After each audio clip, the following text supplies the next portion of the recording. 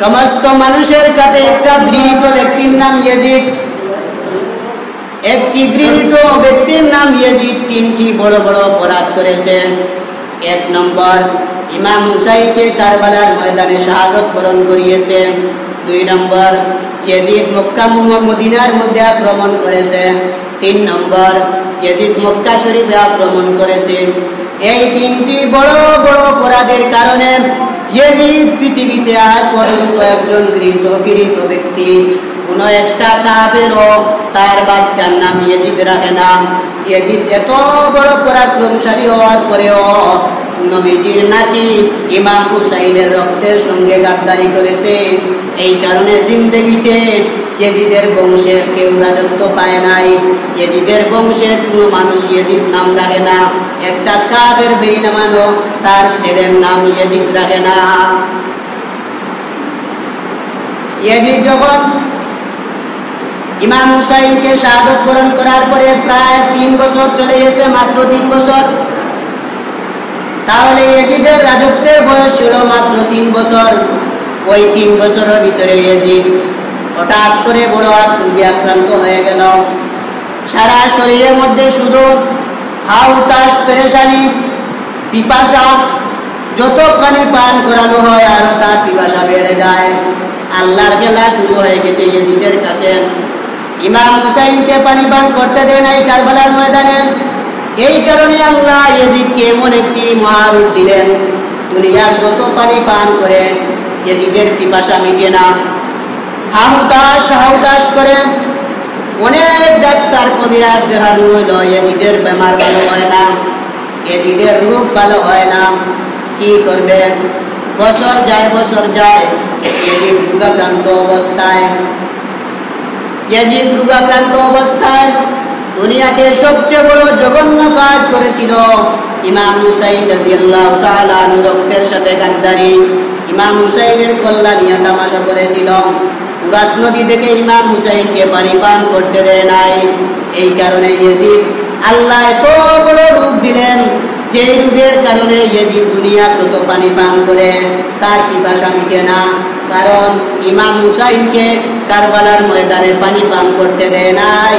আল্লাহ বুঝিয়ে দিলেন ইয়াজিদ রে, পানি পান না করলে মানুষের কেমন অবস্থা হয়। দুনিয়ার সমস্ত পানি পান করার পরেও দেখা যায় তোমার তৃষ্ণা মিটে না, পিপাসা মিটে না। এই ইয়াজিদ এখন বুঝে নাও, পানির পিপাসা লাগলে কতটুকু মানুষের শরীরে পেরেশানি বাড়ে। ভালো হয় না ইয়াজিদ। কি করবে? ডাক্তারি অনেক পরামর্শ, অনেক কবিরাজি ডাক্তারি করানোর পরে ইয়াজিদ তো আর ভালো হয় না। ইয়াজিদের একটা ছেলে ছিল, তার মৃত্যুর আগে ইয়াজিদ তার ছেলেকে বলছে, বাবা, যেই ক্ষমতার কারণে ইমাম হুসাইনকে আমি শাহাদত বরণ করাইলাম, ইমাম হাসানকে বিষ পান করাইলাম, আমি মারা যাওয়ার পরে যদি ওই ক্ষমতা আমার বংশে না থাকে তাহলে তো দেখা যায় পরওয়ানগিরি করিয়া লাভ হইল না। আমার সন্তান, তোমাকে আমি বলছি, আমি ইন্তেকালের পূর্বে আমি তোমাকে ওসিয়ত করলাম, তুমি আমার রাজত্ব তোমার দায়িত্বে, আমি মারা যাওয়ার পরে তুমি রাজত্বে বসবা। ইয়াজিদের ছেলে বলল, বাবা জান, আমার দ্বারা সম্ভব নয়। যে রাজত্বের কারণে আপনি সমস্ত দুনিয়াতে ঘৃণিত ব্যক্তি হিসাবে পরিচয় লাভ করেছেন, একটা কাফেরও তার বাচ্চার নাম ইয়াজিদ রাখে না, আমার দ্বারা সম্ভব নয়। যেই রাজত্বে মুআবিয়া খেলাফতি করেছেন, যেই রাজত্বের মধ্যে আলী খেলাফতি করেছেন, ওই রাজত্বের মধ্যে উল্টো আপনি মদ পান করেছেন, জিনা ব্যভিচার করেছেন, ইমাম হুসাইনকে শাহাদত বরণ করিয়েছেন। বাবা, আমার দ্বারা সম্ভব নয়, আমার দ্বারা সম্ভব নয়। এবং যখন ইয়াজিদ আমার নিজের সন্তানও দেখা যায় আমার রাজত্ব চায় না, আমাকে ঘৃণিত ব্যক্তি হিসাবে পরিচয় করে। এই কারণে বিশ্ববিচিত্রা কিতাব আছে, ইতিহাসের কিতাবে লেখছেন, সমস্ত দুনিয়ার মাঝে সবচেয়ে ঘৃণিত ব্যক্তি হইল এডলফ হিটলার, আর বাংলাদেশের সবচেয়ে ঘৃণিত ব্যক্তি হইল মীর জাফর। এই কারণে কেউ কারো সাথে লাগলে যখন বলে মীর জাফরের বাচ্চা, বাংলাদেশের মীর কাসিম মীর জাফর। ব্রিটিশ আমলের সময় জঘন্য ব্যক্তি ছিল মীর জাফর, পৃথিবীতে এডলফ হিটলার বড় জঘন্যতম। এই কারণে ইতিহাসকার লেখেছেন ইয়াজিদের পরে এই পৃথিবীতে দুইটা হলো সবচেয়ে বড় মির্জাফর, এডলফ হিটলার আর বাংলাদেশের মির্জাফর। বিশ্বনবী সাল্লাল্লাহু আলাইহি ওয়াসাল্লামের নাতি হাসানকে কেমনভাবে শহীদ করিয়ে দিল। এই কারণে ইয়াজিদের ছেলে বাবার রাজত্ব গ্রহণ করল না। এখন ইয়াজিদের সন্তান যখন আমার রাজত্ব চায় না, তাহলে যে রাজত্বের কারণে ইমাম হাসানকে বিষ পান করালাম, হুসাইনের কল্লা টানিলাম, এই রাজত্বে যদি আমার বংশের কেউ না বসে তাহলে হবে আমার পরাজয়, এটা আমার বিজয় লাভ হবে না। এখন ইয়াজিদ তার দারওয়ান মারওয়ানকে বলল, ও মারওয়ান, আমি মারা যাওয়ার পরে তুমি আমার রাজত্বটা তোমার দায়িত্ব অর্পণ করলাম, তবে একটা শর্ত আছে। আমার একটা ছোট্ট বাচ্চা আছে, ইয়াজিদ তার বড় ছেলেকে বলেছিল রাজত্ব বসো, বড় ছেলে রাজত্বের কথা মানল না। কিছুদিন পরে বড় ছেলেটা মারা গেছে। ভালো হয়েছে না খারাপ হয়েছে? ভালো হয়েছে, কারণ যে রাজত্বের মধ্যে বাবা এত বড় গাদ্দারি করছে, এই রাজত্বে তার বসার অধিকার নাই। আল্লাহ তাকে দুনিয়ার থেকে ভালো অবস্থা বিদায় করে নিয়েছেন। ইয়াজিদের 2 নম্বর ছেলে ছোট্ট বাচ্চা মারওয়ানকে বলছেন, আমি মারা যাওয়ার পরে তুমি এই দামেস্কের রাজত্ব বসবা, তোমার হাতে আমি অর্পণ করে দিলাম। একটি শর্ত আছে, এই শর্তটা হইল ওয়াজ শোনার লাগিয়ে আমরা বাচ্চা করে লইয়া, কিন্তু আমি বুঝি না দেখি এবার বেনির ডাবে আওয়াজও বোঝা যায় না, এত কষ্ট ওয়াজ করিয়ে দেবো। আইয়া এক সপ্তাহ যখন একটা জিনিস শিখলায় শিখাইয়া যদি লইয়া যাও না বাড়িতে বইয়া আমি তা বলতাম।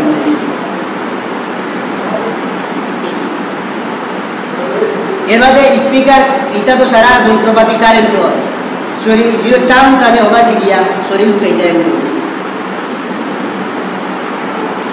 এখন দেখা গেল ইয়াজিদ তার মারওয়ানের কাছে দায়িত্ব অর্পণ করল। ইয়াজিদের একটি বানর ছিল, অনেক মায়ার মহাব্বতের বানর।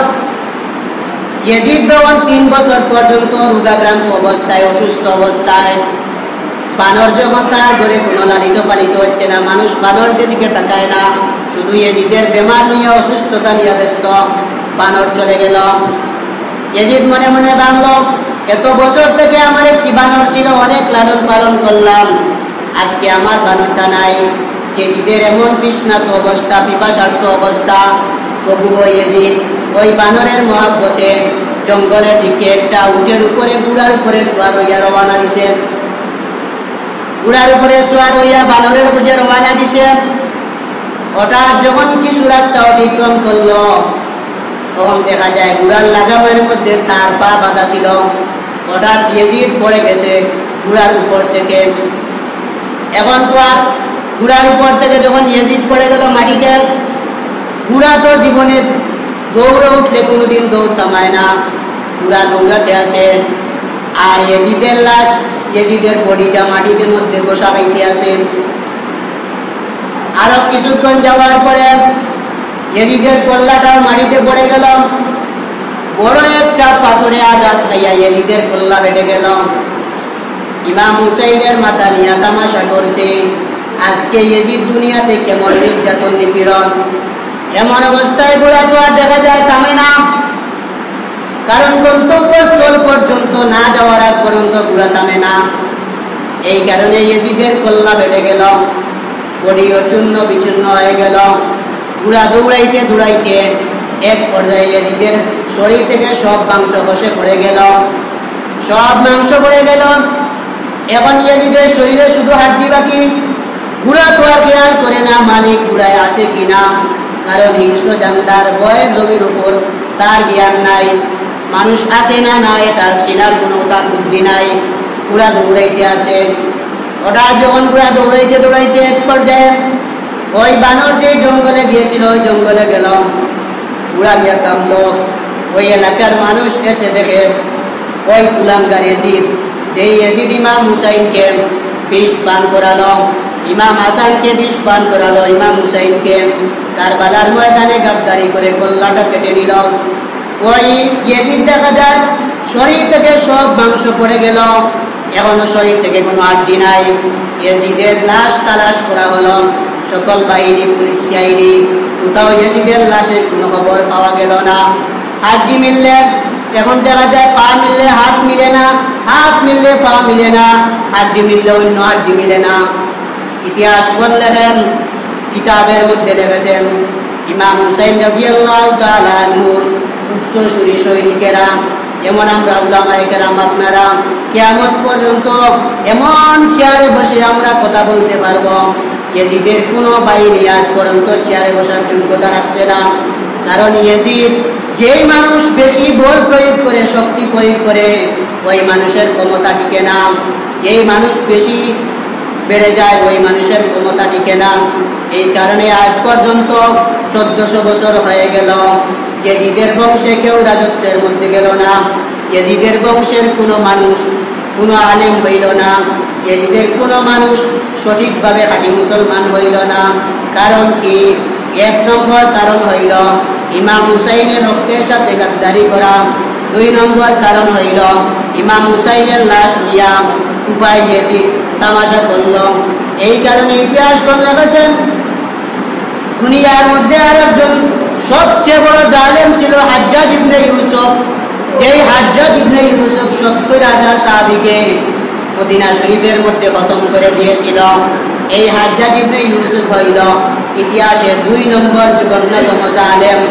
ইতিহাসের প্রথম জালেম হইল ইয়াজিদ, 2 নম্বর হইল হাজ্জাজ ইবনে ইউসুফ। এরা বড় বড় সাহাবায়ে কেরামকে হাজ্জাজ ইবনে ইউসুফ শাহাদাত বরণ করেছে। আর বিশ্ব নবীর নাতি ইমাম হুসাইনের রক্ত নিয়া ইয়াজিদ তামাশা করার কারণে কিয়ামত পর্যন্ত ইয়াজিদের কোনো সৈনিক পাওয়া যায় না। এখন এই কুলাঙ্গার ইয়াজিদ ক্ষমতা পাওয়ার কারণে এত বড় অপরাধ করল, বিশ্বনবী 2 জন নাতি ইমাম হাসানকে বিষ পান করালো। আবার দেখা যায় বিশ্বনবী 2 নম্বর নাতি ইমাম হুসাইন রাদিয়াল্লাহু তাআলা আনহুকে কারবালার ময়দানে উবাইদুল্লাহ ইবনে জিয়াদের মাধ্যমে দেখা যায় ইমাম হুসাইনের কল্লা কাটে। আবার দামেস্কে ইমাম হুসাইনের লাশ নিয়ে তামাশা শুরু করলো। তাহলে ইতিহাস সাক্ষী, যারা বড় বড় বুজুর্গের সাথে গাদ্দারি করবে কোনোদিন তাদের ক্ষমতা টিকবে না। যে যত বড় গাদ্দারি করে না কেন তার ক্ষমতা টিকার মতো নাই। এই কারণে ইয়াজিদের বংশে আজ পর্যন্ত কেউ রাষ্ট্রের ক্ষমতায় যেতে পারে না। ইমাম হুসাইন রাদিয়াল্লাহু তাআলা আনহু নবীজির এত স্নেহের নাতি, এত আদরের নাতি। আল হাসান ওয়াল হুসাইনু সাইয়্যিদা শাবাবি আলিল জান্নাহ।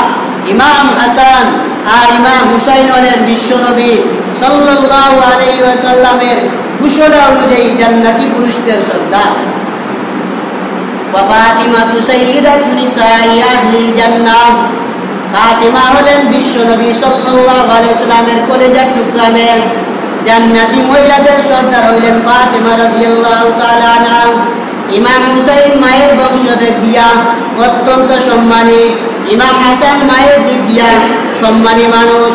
আলী রাদিয়াল্লাহু তাআলা আনহু সম্পর্কে আল্লাহ রাসূল বলেন, আলী রাদিয়াল্লাহু তাআলা আনহু হলেন মক্কার সবচেয়ে বড় বাহাদুর ব্যক্তি। যুদ্ধের ময়দানে 70 ইঞ্চি ওয়াল আলী রাদিয়াল্লাহু তাআলা আনহু এক ধাক্কা দিয়ে উড়িয়ে দিলেন। এত বড় বাহাদুর বীর সাহসী আলী। ওই আলী রাদিয়াল্লাহু তাআলা আনহু সম্পর্কে বিশ্বনবী বলেছেন, আমার চাচাতো ভাই আলী, তাকে আল্লাহ এমন জ্ঞান দিয়েছিলেন, এমন ইলম দিয়েছিলেন, এই কারণে আমি আমার মেয়ে ফাতিমাকে আলীর সঙ্গে বিবাহ দিলাম। এই দিক থেকে দেখা যায় বিশ্বনবীর নাতি ইমাম হাসান আর হুসাইন বাবার বংশ দিক দিয়েও অনেক উচ্চ পর্যায়ের, অনেক সম্মানী। মার বংশ দিয়েও দেখা যায় অনেক সম্মানী। কিন্তু ইয়াজিদ যদিও মুয়াবিয়ার ছিলেন, সম্মানী একজন সাহাবীর ছিলেন, কিন্তু তার মা সম্পর্কে কোনো ভালো সম্মানী ইতিহাসে পাওয়া যায় না। এই কারণে অনেক উলামায়ে কেরাম বলেছেন ইয়াজিদ জঘন্যতম অপরাধ করার কারণে ইতিহাসের মধ্যে ইয়াজিদ সবচেয়ে বড় জালিম হিসাবে প্রচার প্রকাশনা লাভ করেছেন। এই কারণে বিশ্বনবী সাল্লাল্লাহু আলাইহি ওয়াসাল্লামের নাতি, এরা হলো জান্নাতের পুরুষদের সর্দার। বিশ্বনবীর মেয়ে ফাতিমা হইলেন জান্নাতি মহিলাদের সর্দার। বিশ্বনবী সাল্লাল্লাহু আলাইহি ওয়াসাল্লাম বলেন, মান আবগাযাহুমা ফাকাদ আবগাযানি ওয়ামান আবগাদাহুমা ফাকাদ আবগাদানি, যারা আমার হাসানের সাথে আমার হুসাইনের সাথে যারা প্রতারণা করবে, যারা বিরোধ বাঁধবে, ঝগড়া করবে, বিশ্ব নবী বলেছেন তারা সঙ্গে সঙ্গে যেন আমি নবীর সঙ্গে গাদ্দারি করল। ওয়ামান আহাব্বাহুমা ফাকাদ আহাব্বানি, যারা আমার নাতি হাসান এবং হুসাইনের সঙ্গে মহব্বত রাখলো তারা যেন আমি বিশ্ব নবীর সঙ্গে মহব্বত রাখলো। এই কারণে বিশ্বনবী সাল্লাল্লাহু আলাইহি ওয়াসাল্লামের পরিবার পরিধরকে বলা হয় আহলে বাইত। বিশ্বনবী সাল্লাল্লাহু আলাইহি ওয়াসাল্লামের বংশধর এখনো দুনিয়াতে আছে। ইমাম হাসানের বংশধরও আছে, ইমাম হুসাইনের বংশধরও আছে, কিন্তু ইয়াজিদের বংশধর দুনিয়াতে না। ইমাম হাসানের বংশধর এখনো দুনিয়াতে আছে। ইমাম হাসানের ছেলের নাম জাফর সাদিক, এইভাবে বংশধর আছে। আর ইমাম হুসাইন রাদিয়াল্লাহু তাআলা আনহু ছেলে ইমাম জয়নুল আবেদিন, তার ছেলের নাম ইমাম হাসান, তার ছেলের নাম ইমাম বাকের। এইভাবে ইমাম হাসানের বংশধরও দুনিয়াতে আছে, ইমাম হুসাইনের বংশধর আছে। কার বংশধর নাই? কুলাঙ্গার ইয়াজিদের বংশধর নাই। এই কুলাঙ্গার ইয়াজিদের বংশধর নাই। কেন নাই? বিশ্বনবীর নাতির সঙ্গে প্রতারণা গাদ্দারি করার কারণে যারা আজকাল গাদ্দারি করে ইতিহাস মানুষ লেখেন না। এখন ইতিহাস লেখা হয় ঘটনা করে। কারবালার 3 নম্বর শিক্ষা হইল ইতিহাস লেখা হয় ঘটনা ঘটার করে। এই কারণে এখনো যারা স্বৈরাচারী করছে এখনো মানুষ বইয়ে ইতিহাস লেখেন না, কিন্তু মারা যাওয়ার বাদে 100